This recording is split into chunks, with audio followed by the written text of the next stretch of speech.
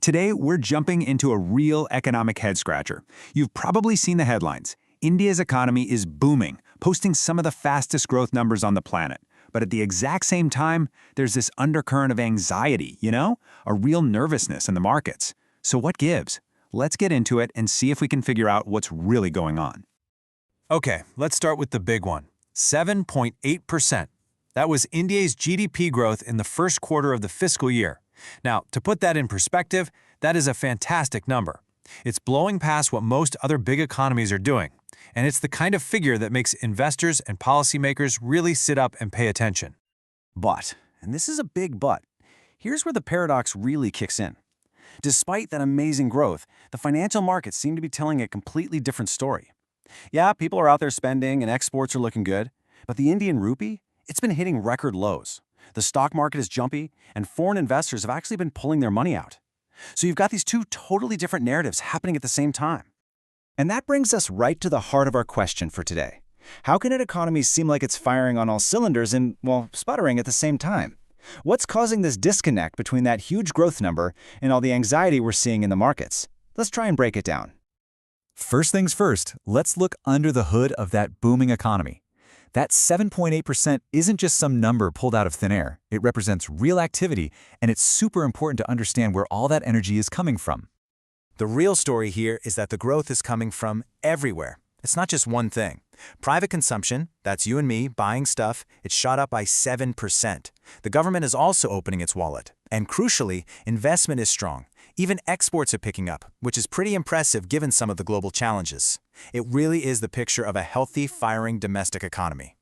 Now, this kind of growth doesn't just happen by magic, right? India's central bank, the Reserve Bank of India, or RBI, has been working behind the scenes to make sure the conditions are right for the economy to thrive. And one of their biggest tools for the job is something called the repo rate. So what is the repo rate? Well, to put it simply, it's the interest rate the RBI charges commercial banks for short-term loans. Think of it like the master switch for the cost of money in the entire country. If the RBI lowers this rate, it gets cheaper for banks to borrow, and they're supposed to pass those savings on to us through cheaper loans. And you can see a really clear pattern in what the RBI has been doing. Starting the year at 6.5%, they've been on a steady rate-cutting journey, bringing it all the way down to 5.25%. Every single one of those cuts is a signal to the economy, saying, go on, borrow more, spend more, invest more. So, what does this actually mean for you? Well, it's pretty direct. A lower repo rate usually means cheaper home loans, cheaper car loans, your monthly payments, your EMIs, go down. It's meant to encourage businesses to borrow money to grow. Of course, there's a flip side. If you're a saver, it means you're getting less interest on your savings. It's a classic trade-off, all designed to get the economy moving. All right, so we've seen the good news, that powerful story of domestic growth. But now we have to turn to the other side of this paradox. Let's talk about the anxiety, because despite all that positive stuff, there are some pretty clear cracks showing in the foundation. And here's the headline number for this side of the story, 90.75. That's the record low the Indian rupee hit against the US dollar not too long ago. When a country's currency weakens that much, it's a huge red flag. It makes everything you import more expensive, and it can be a sign that global investors are losing a bit of confidence. So why is this happening? Well, it's not just one thing, it's kind of a mix of factors. A huge one is all the uncertainty swirling around a potential trade deal with the United States. That's got a lot of people on edge. On top of that, we're seeing foreign money leaving the Indian stock market and just this general feeling among investors to play it safe. All that just fuels demand for US dollars, which, you guessed it, pushes the rupee down even further. And hey, don't just take my word for it. Listen to what Dr. V.K. Vijayakumar, a chief investment strategist, had to say. He points his finger directly at that elusive US-India trade deal, calling it a major drag on the whole market. So the big takeaway here is that this one external issue is casting a really long shadow over what is otherwise a very strong domestic picture. To really get a feel for how these huge macro-level pressures can have very real consequences, let's zoom in a bit. Let's move from that 30,000-foot view down to a single, really powerful story. The story of a startup called Zest Money. Now, this wasn't just any startup. Zest Money was a big deal. They were a pioneer in that whole buy now, pay later space in India.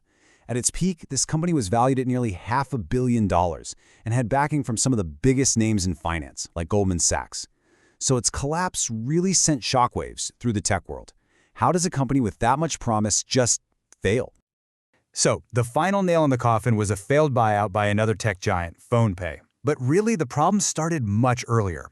The market they helped create just became incredibly crowded. Their business model, which was all about giving out small, risky loans, just wasn't sustainable in the long run. And then, and this is critical, the RBI, the same central bank trying to boost the economy, brought in new, tougher regulations that created a ton of uncertainty for the entire industry. And that's why the Zest Money story is so important. It's basically our entire paradox in a nutshell. Here was a company operating in a hot sector inside a high-growth economy, but it was still vulnerable to competition, changing rules, and a constant need for cash, which gets a whole lot harder to find when foreign investors get nervous and market sentiment goes south. It's a serious cautionary tale. Okay, so we've looked at the boom, and we've looked at the wobble. We've got this powerful domestic engine, but we've also got these significant risks from the outside world. So that brings us to the final, critical question: where does the Indian economy go from here? Well, experts see two very different paths ahead. A report from Deloitte lays it out really clearly. On one hand, you have the optimistic scenario. Here, that big trade deal with the US gets signed, the RBI keeps interest rates low to support growth, and people in India keep spending. If that happens, you're looking at continued strong growth, somewhere around 6.7 to 6.9%. But in the pessimistic scenario, the trade fight drags on, the global economy slows down, and India's growth takes a real hit. And that really leaves us at a crossroads, doesn't it? Will India's powerful domestic engine be strong enough to power through all these global headwinds? Or will those external pressures ultimately put the brakes on one of the world's brightest economic stories? Honestly, the path it takes next year really depends on solving the big uncertainties we've talked about today. So that's our deep dive into India's economic paradox.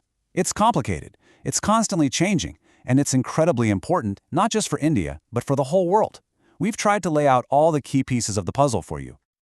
So I have to ask, which path do you think India is on? The optimistic one or the pessimistic one? Let us know what you think in the comments below. And hey, if you enjoy breaking down complex global stories just like this one, make sure you like, share, and subscribe so you can join the conversation next time. Thanks for tuning in.